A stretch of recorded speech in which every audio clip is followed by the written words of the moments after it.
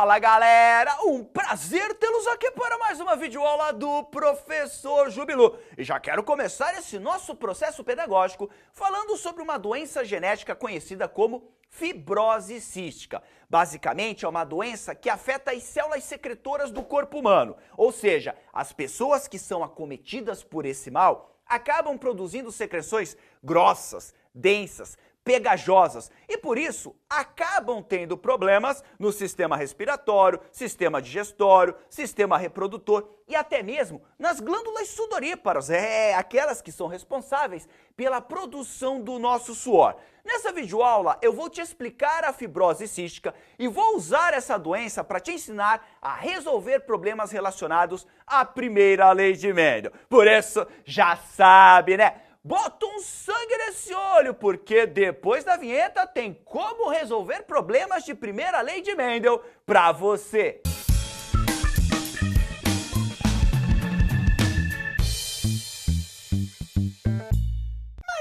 Mas Jubão, por que você escolheu falar sobre a fibrose cística nesta videoaula? Basicamente porque a fibrose cística é a 7ª doença genética que mais aparece nas provas. No mundo, hoje 70 mil pessoas têm fibrose cística e dessas 70 mil, 2.500 pessoas são brasileiros. A fibrose cística também é conhecida como mucoviscidose, é o outro nome dessa doença.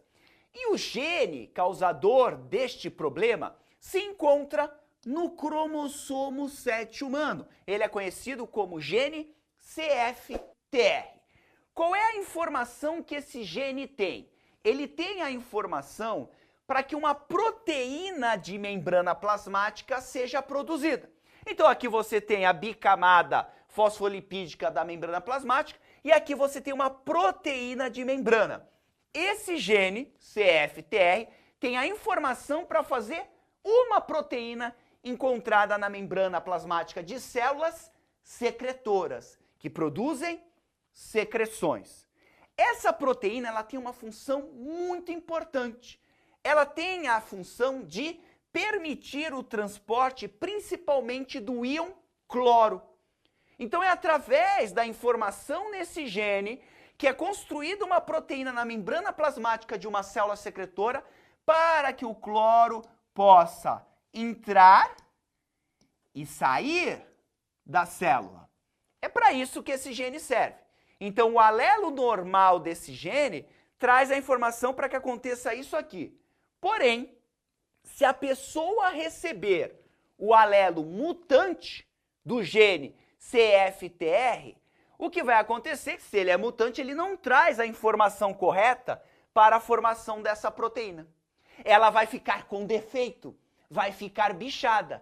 E aí, o transporte de cloro para dentro e para fora da célula fica bloqueado, fica com um problema. E isso, claro, vai causar um problema também na movimentação da água para dentro e para fora da célula, porque a água se movimenta por osmose. Ela gosta de diluir, a água gosta de diluir. Então a água sempre vai de onde está menos concentrado para onde está mais concentrado. Ou seja, de onde tem menos soluto para onde tem mais soluto.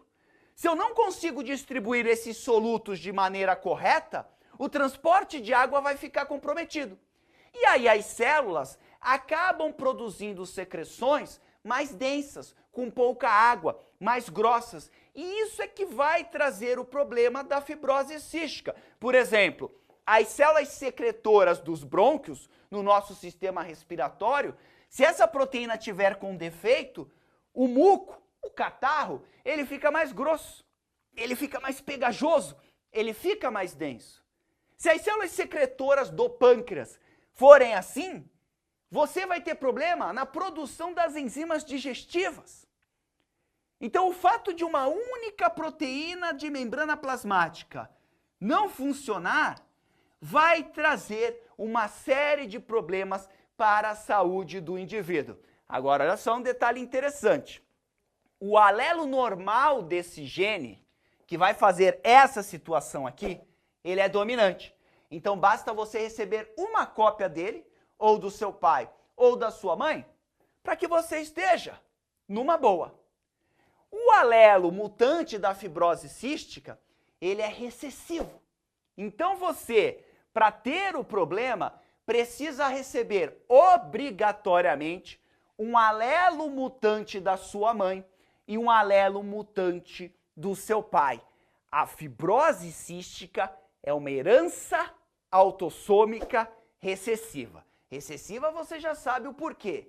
Autossômica porque o alelo mutante se encontra no cromossomo 7, que não é um cromossomo sexual. Por isso ela é autossômica. Então, mulheres e homens vão manifestar a fibrose cística na mesma proporção, porque ela não está relacionada com o sexo do indivíduo. E por isso que ela é chamada de herança autossômica e recessiva, dando uma série de problemas no indivíduo. De qualquer forma, é o muco produzido pelo sistema respiratório que acaba causando a morte na maior parte dos pacientes.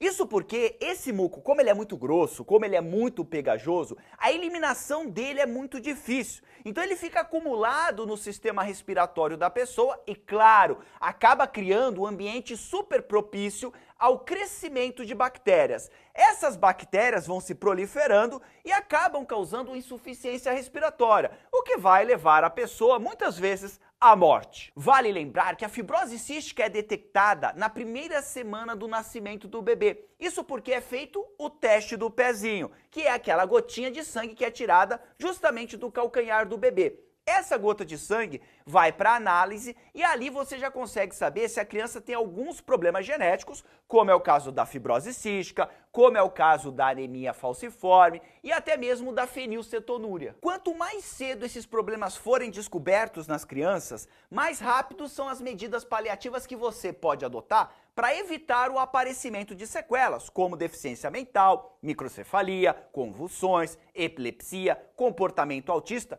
e até mesmo a morte. Lembre-se, a fibrose cística, a fenilcetonúria, todas essas doenças são doenças genéticas. Elas não têm cura, mas você pode adotar uma série de tratamentos que vão aumentar a expectativa de vida do paciente. No caso da fibrose cística, a pessoa vai ser tratada com antibióticos para evitar a proliferação de bactérias no sistema respiratório, fazer terapia respiratória e com todos esses tratamentos, a expectativa de vida das pessoas com fibrose cística, ela aumenta e pode chegar até os 40 anos de idade. Agora que você já está fera em fibrose cística, que além de ser uma doença genética, é uma doença congênita, ou seja, congênita é quando a pessoa nasce com a doença. Nem sempre é genética. Você, por exemplo, pode nascer com sífilis, que é uma doença bacteriana e também vai ser chamada de doença congênita quando a criança nasce com ela. Agora que você está fera nessa doença, eu vou usar ela para te ensinar um passo a passo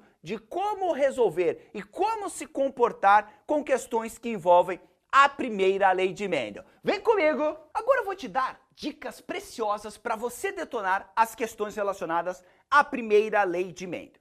E a primeira dica que eu te dou é: leia o enunciado. Nossa, Chubão, sério? Eu não ia ler o Não, ei. Ó, tapa na cara. Não fala assim comigo. Leia o enunciado com sangue no olho, retirando todas as informações, as que estão na tua cara e aquelas que estão escondidinhas, porque isso acontece na genética e geralmente é o que ferra o aluno. Tem informações que estão escondidinhas. E aí você tem que pensar um pouquinho para conseguir descobrir que informação é essa. Como é que você fica craque nisso? Praticando, resolvendo muitos exercícios. Então, ó, vamos lá. Vamos ler o enunciado com sangue no olho, retirando os dados. E aqui, ó, um casal normal. Normal para o quê? Para a fibrose cística. Essa é a característica que nós vamos estudar e tentar resolver nesse problema. Teve um filho normal para a doença e outro com os sintomas. Ou seja, um dos filhos nasceu sem fibrose cística e o outro nasceu com fibrose cística, que foram diagnosticados precocemente. Teste do pezinho, foi feito o teste do pezinho e aí viram que o segundo filho do casal tinha fibrose cística. Como isso pode ser explicado?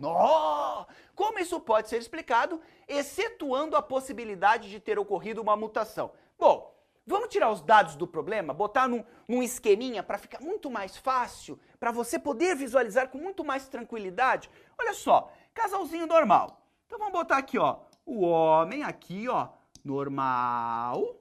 Aqui, o gatinho manhoso. E ele tem uma gatinha manhosa. Vamos botar aqui, que também é normal para a fibrose cística. Nenhum dos dois tem fibrose cística. Aí esse casal fez amor. E aí o que aconteceu foi que o primeiro filho do casal, como diz aqui o problema, ele é normal. Olha só, normal. Nasceu normal aqui, ó. Bebezinho normal. E aí o casal se empolgou, resolveu ter um segundo filho. E aí foi onde deu o problema. Porque o segundo filho, ele nasceu com fibrose cística. Ah, ixi Maria. Ixi Maria. Vamos botar aqui, ó. Fibrose cística. Bom, já fizemos aqui o esquema. Veja como fica mais fácil para você visualizar e fazer suas deduções. Li o enunciado, retirei os dados, coloquei numa maneira esquemática, pronto. Primeiro passo foi feito. Segundo passo, descubra se a característica que está sendo trabalhada no problema é dominante ou recessiva. Às vezes o problema é gente boa e ele vai botar para ti no enunciado. Ele vai dizer se é dominante ou recessiva. Mas quando ele não diz, você vai ter que descobrir. E aí você precisa olhar o esquema e tentar pegar pistas para descobrir isso. Olha só aqui que legal. Olha aqui, ó. Casal normal tem um filho com a doença. Caramba, o que isso significa dizer? Que o alelo causador da doença, ele estava escondido nos pais, porque eles são normais, mas tiveram um filho com a doença. Então, eles têm um alelo normal, mas eles têm um outro alelo escondidinho, que é o que causa a doença. Esse que está escondido, ele está em recesso. Logo, eu já sei que quem tem fibrose cística é o quê? É recessivo. Acabei de descobrir que a característica em questão, ela é recessiva. Ser normal é dominante, ter fibrose cística é recessivo. Descobriu? Próximo passo.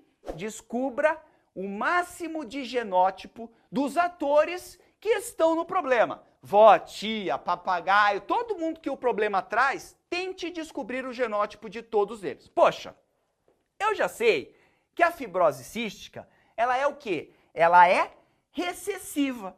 Então, esse filho do casal só pode ser o quê? Fzinho, Fzinho. Pronto. Eu também sei que ser normal é dominante. Então, todo mundo que é normal, no mínimo, vai carregar um Fzão. Então, aqui vai carregar um Fzão, aqui vai carregar um Fzão, esse filhão aqui também vai carregar um Fzão. Agora, eu só não sei se eles são Fzão, Fzão, ou Fzão, Fzinho. No caso dos pais, eu consigo saber. Porque olha só, eles têm um filho Fzinho, Fzinho.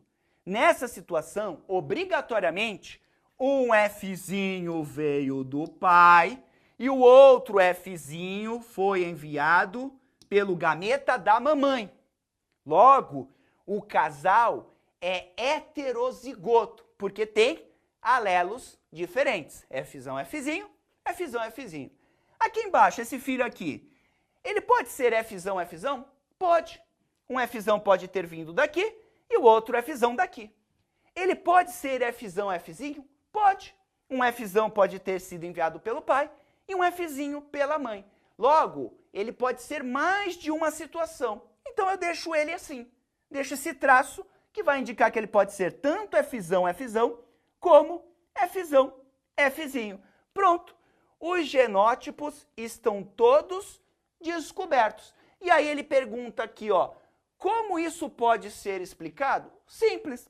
A fibrose cística é uma herança recessiva e o alelo estava escondido tanto no pai quanto na mãe, que são indivíduos heterozigotos para a fibrose cística. Então, ó, li o problema, retirei os dados, descobri se é dominante ou recessivo e depois botei o genótipo em todo mundo. Pronto, matei um pedaço dos problemas relacionados à primeira lei de Mendel. Mas, Jubão, tô achando um pouco estranho, uma pessoa com fibrose cística pode ter filhos? Pode, por quê? Por conta dos tratamentos que melhoram a qualidade de vida dessas pessoas, que conseguem se reproduzir e conseguem ter filhos. O problema é que elas carregam essa mutação no material genético delas, e isso pode ser passado para as gerações seguintes. Vamos ver uma outra situação de primeira lei envolvendo também fibrose cística? Vem comigo! Bora agora analisar essa situação para a gente praticar um pouco mais as dicas que eu te dei. Olha só, mais um probleminha de genética.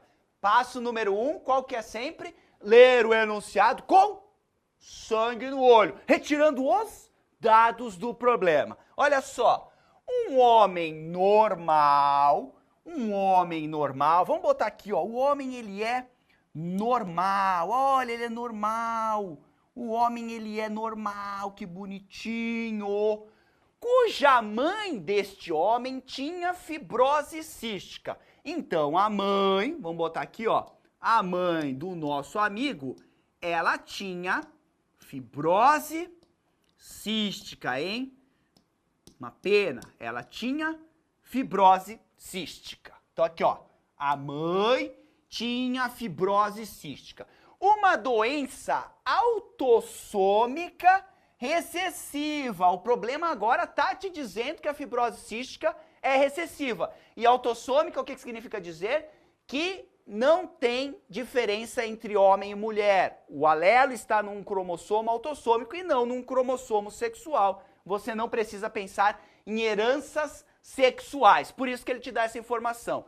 Esse homem aqui, que tem a mãe com fibrose cística, ele casou com uma mulher. E essa mulher aqui apresenta o mesmo problema da mãe dele. Então ele casou com uma mulher que também tem fibrose cística. Olha só a história desta família. Então aqui a mulher tem fibrose cística. E aí o problema pergunta, qual a probabilidade deste casal ter filhos também com a fibrose cística? Vamos lá, li o enunciado, retirei os dados. Próximo passo, descobrir se a característica do problema é dominante ou recessiva. Ele já me disse, ela é recessiva. Logo, quem tem fibrose cística vai ter o genótipo Fzinho, que é o outro passo, né? Descobrir o genótipo de todos os envolvidos no problema. E a esposa também é Fzinho. O homem, ele é normal. Se ter fibrose... Ó, olha as deduções, ó, que você precisa ter. Se ter fibrose cística é recessivo, ser normal vai ser o quê? Dominante. Então, o homem, ele é Fzão. Pergunto, esse Fzão, ele pode ter recebido da mãe dele? Não, porque a mãe é Fzinho. Então, o Fzão foi enviado por quem? Pelo pai dele, que nem está aqui. Olha só as deduções que eu tô tendo. Nem tem o pai aqui, eu já sei que o Fzão veio do pai. A mãe, obrigatoriamente, mandou o que para o filho? Uma cópia do Fzinho. Pronto, eu tenho o genótipo de todo mundo. Li o problema, tirei os dados, descobri se a doença ou a característica em questão era dominante ou recessiva, coloquei o genótipo da galera, agora tem um passo a mais que eu vou te ensinar, que é o seguinte: qual a probabilidade? Se o problema te perguntar a probabilidade, próximo passo que você vai ter que fazer é montar os gametas do casal. Olha só o cruzamento que nós vamos ter aqui. Um Fzinho, que é o cara aqui, cruzando com um Fzinho. Para isso aqui, quantos gametas diferentes o cara vai produzir? Lembre-se, olha só, para você montar o gameta, você vai usar, falou em probabilidade, você usa o quadro de Pinet para montar os gametas. Então você vai fazer aquele quadrinho de Pinet, ó. Bigiri, vou montar ele aqui bem bonitinho para você, ó. Bigiri, bigiri, bigiri, bigiri, bigiri. O que dizia a primeira lei de Mendel? Na formação dos gametas, os alelos são separados. E lembre-se, o quadro de Pinet, ele vai simular o quê? Ele simula a anáfase 1 da meiose, que é quando forma os gametas e os alelos são separados. Separe os alelos, ó. Fzão vai ser, metade dos gametas vão ter o alelo Fzão, e a outra metade dos gametas vão ter o alelo Fzinho. Aqui Fzinho é Fzinho. Na verdade, aqui só tem um tipo de gameta. Todos os gametas, para a fibrose cística, vão carregar o Fzinho. Eu nem precisaria fazer duas linhas, mas vou fazer como é o início de tudo. Mas você poderia fazer só uma linha e daria o mesmo resultado. Mas eu vou botar os dois aqui, ó. Fzinho aqui e o outro Fzinho aqui. Agora, você vai botar dentro do quadro de Pinet as possibilidades de encontro dos gametas. Se esse espermatozoide se encontrar com esse óvulo, o filho do casal vai ser Fzão, Fzinho. Se esse gameta aqui se encontrar com esse óvulo, o filho do casal vai ser Fzinho, Fzinho. Se esse daqui se encontrar com esse de baixo, o filho do casal vai ser Fzão, Fzinho. E se esse aqui se encontrar com esse aqui de cima, o filho do casal vai ser Fzinho, Fzinho. Viu como a linha de cima deu igual a de baixo? Por isso que aqui, como a gente sempre está produzindo o mesmo tipo de gameta nessa situação, você poderia ter botado só uma linha, daria o mesmo resultado. Olha só, o que você está vendo aqui? Ele perguntou a probabilidade do casal ter filhos com fibrose cística. Vamos lá. Esse tem fibrose cística? Não. Esse aqui tem? Tem. Esse tem? Não. Esse aqui tem? Tem. Olha só, o quadro de Pinet, ele possui 4 quadradinhos. Juntos, eles são 100%. Cada quadrado, então, equivale a 25%. Então, olha só, um quadrado aqui com fibrose cística, 25%, mais um outro quadrado aqui com fibrose cística, 50%. 25 mais 25, 50%. Logo, a probabilidade desse casal ter filhos com fibrose cística é de 50%. Olha só, você vai no médico, o médico faz toda essa análise com você e aí ele diz assim para o casal: vocês têm 50% de chance de ter filhos com fibrose cística. Na sua situação, você, mesmo assim, iria arriscar ou desistiria do fato de ter um filho? Pense nisso. Maravilha! Então não se esqueça, quando bater de cara com um problema envolvendo a primeira lei de Mendel, primeira coisa, ler o enunciado com muita atenção. Segunda coisa, descobrir se a característica perguntada no problema é dominante ou recessiva. Depois, você vai descobrir o genótipo do máximo de personagens que aparecem nas questões, o pai, a mãe, a avó, a tia.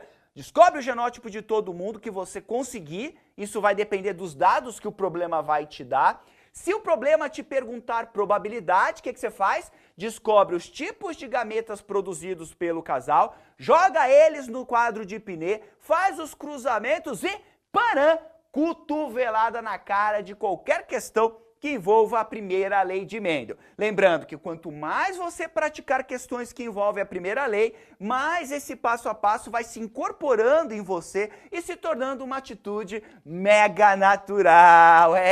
No mais, lembre-se sempre, cuidado para não ter muita iniciativa e pouca acabativa. Ou seja, quando você começar um projeto, termine-o. Porque quando você fica procrastinando, a energia gasta com isso ela é gigantesca, pois você vai estar o tempo todo se cobrando que não está terminando ou não está se empenhando nesse determinado projeto. Por isso, quando começar um projeto, ou você termina ele, ou você desiste. Não dá para ficar no meio do caminho. Toda vez que você começa algo e termina, coisas boas acontecem na sua vida. Muitas vezes a gente nem sabe o que vai acontecer, mas o fato de sempre terminar um projeto, com certeza vai trazer algo positivo para você. Maravilha? No mais, desnecessário dizer que foi um grande prazer estar aqui com você. Um grande abraço. Tchau!